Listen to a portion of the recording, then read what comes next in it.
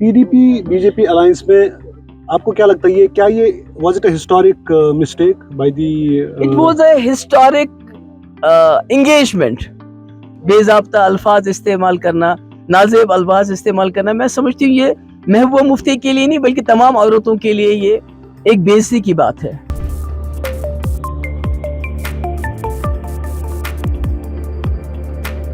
Hello and welcome to this episode of Beyond the Headlines. I'm Nazir Ganai. We're joined by former Chief Minister and face of People's Democratic Party. अभी इस वक्त वो वाल साहब के मकबरे पे हैं, तो यहाँ से क्या लेके जा रही हैं आप?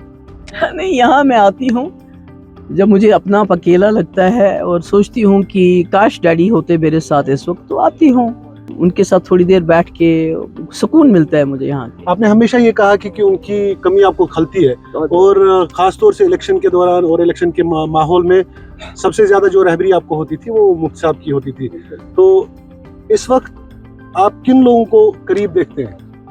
नहीं, मेरा वर्कर मेरे करीब है। जो आप देख रहे हैं कि बड़े लीडर तो चले गए छोड़ के, अगर हमारे वर्कर हमारे साथ रहे, टिके रहे, ये जवान लोग, इनके वालिद मुफ्ती साहब के साथ चलते थे, अब ये हमारे साथ चलते हैं। मेरी ताकत यही है, क्योंकि मैंने कई बार कहा है मुफ्ती साहब ने मेरे लिए तो कोई मकान, दुकान, दौलत वगैरह तो है नहीं मेरे पास, वो ये खजाना मेरे लिए छोड़ के गए हैं और ये मेरे साथ कमिटेड है। यही मेरे लिए बहुत बड़ी बात है। अनंतनाग राजौरी कॉन्स्टिट्यूंसी में बहुत सारे प्लेयर्स हैं इस वक्त, and they are also trying their best to distract voters and distract the PDP workers also. तो अभी जो फतवा की बात की जाती थी, अभी ये कहा जा रहा है कि एक औरत को आप वोट नहीं देंगे, तो उसको आप कैसे रिएक्ट करेंगे? नहीं, फतवाज are issued in the sense that उसमें ये बोला जाता है कि अगर आप फलानी को वोट नहीं डालोगे, जो आपका पीर है, मुर्शिद है, तो अल्लाह ताला आपको जहन्नुम में भेज देगा, आपको बीमारियां लग जाएंगी। इतना ही नहीं, एक तो इस हद तक चले गए, उन्होंने कहा कि आप औरत पे हाथ पे बैत मत करो। वो लोग ये भूल गए कि जो औरत है उसी ने पीर मुर्शिद को तो जन्म देने वाली वही है ना। तो मैं समझती हूँ कि ये इंसानियत के खिलाफ है, इस्लाम के खिलाफ है, क्योंकि आपको मालूम है इस्लाम में औरत का मकाम बहुत ऊंचा है। तो औरत के लिए ऐसे बेजाब्ता अल्फाज इस्तेमाल करना, नाजेब अल्फाज इस्तेमाल करना, मैं समझती हूँ ये महबूबा मुफ्ती के लिए नहीं बल्कि तमाम औरतों के लिए ये एक बेइज्जती की बात है। PDP had emerged as a strong force in Jammu and Kashmir, and after Mufti Muhammad Saeed's death, a drastic change happened in the party. Party actually got deserted. आपके बहुत सारे ऐसे फाउंडर्स, जो फाउंडिंग मेंबर्स हैं, वो चले गए। आपको क्या लगता है कि क्या गलती हुई? किस साजिश हुई? बीजेपी ने साजिश की। जब इनको लगा कि हमारी बात बन नहीं रही है, पीडीपी का एजेंडा चल रहा है, और उसके बाद सरकार गिरा दी इन्होंने, और उसके बाद इनको लगा कि हमने 370 खत्म करना है, क्योंकि जब तक सरकार रही तब तक तो हाथ नहीं लगाया। तो इनको लगा कि सबसे बड़ी रुकावट क्या है, तो उसमें इनको महबूबा मुफ्ती रुकावट लगी।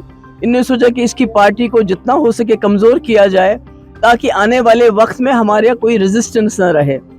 तो इन्होंने तो वो कर लिया, सारे जो हमारे 40-50 लीडर निकाले, जिसमें एक्स मिनिस्टर थे, एक्स एमएलए थे और मेंबर पार्लियामेंटेरियंस थे, मगर जो वर्कर अपने पास खड़ा रहा, तो उसकी वजह से पार्टी जिंदा है, अभी भी जिंदा है। हमने श्रीनगर पार्लियामेंट्री कॉन्स्टिट्यूंसी में या बारामूला में जो वोटर टर्नआउट देखा, उसमें how hopeful are you for Peoples Democratic Party, and what are your views about your own constituency for that? नहीं, इंशाल्लाह मैं तो बहुत पुरुमीद हूँ श्रीनगर को लेके कि वहाँ जो है बहुत अच्छा वोट मिला हमें, खासकर जो साइलेंट वोटर है, जो नया वोटर है, तो वो पीडीपी से काफ़ी मुतासिर है। तो मुझे उम्मीद है इंशाअल्लाह, हालांकि इन्होंने पुलवामा में कोशिश की कि जो वोटिंग है उसकी जो स्पीड है वो कम रखी जाए, मगर उसके बावजूद मैं पुरुमीद हूँ। तो यहाँ मुझे साउथ कश्मीर में उम्मीद है कि लोग नॉर्थ कश्मीर से भी काफ़ी रिकॉर्ड तोड़ के यहाँ पोलिंग करेंगे, वोटिंग करेंगे, क्योंकि मसले सबके एक जैसे हैं और सभी लोग एक ही पैगाम देना चाहते हैं दिल्ली की सरकार को कि जो 2019 से आपने हम पे जुल्म कर रहे हैं, तब किए, अब कर रहे हैं, तो वो हमें काबिल कबूल नहीं है। हम उसका जवाब आपको वोट के जरिए देना चाहते हैं। पीडीपी बीजेपी अलायंस में आपको क्या लगता है, ये was it a historic mistake by the? It was a historic engagement. इससे बड़ी आज तक यहाँ नेशनल कॉन्फ्रेंस इतनी बड़ी पार्टी रही है जिसके पास 60-70 एमएलए होते थे। आप उनके देखिए, उन्होंने जो मुल्क में जो उन्होंने अलायंस किया है, या जो उन्होंने जितने भी मुल्क के साथ जब भी हाथ मिलाया है, जम्मू कश्मीर को लेके जितने भी फैसले हुए हैं, जितने भी मुआहदे हुए हैं, वो उनकी जमात ने किए हैं। मैं मुआहदा नहीं कहूंगी, मैं उनको बोलूंगी सरेंडर जो हुआ है।